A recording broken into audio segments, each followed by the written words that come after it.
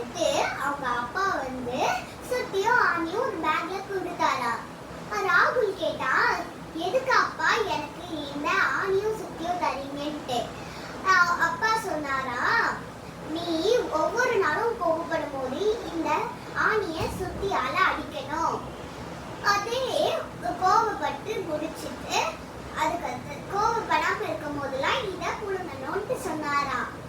அது அவனுக்கு போற புகழ பண்ணியா தான் தெரிஞ்சுதான், ஆனாலும் பண்ணானா.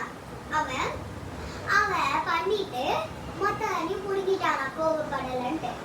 அவங்க அப்பா கிட்ட சொன்னானா, அப்பா நான் இதோட கோபப்படல, நான் பாருங்க நான் எல்லா அணியும் புடுங்கிட்டேன்ட்டு.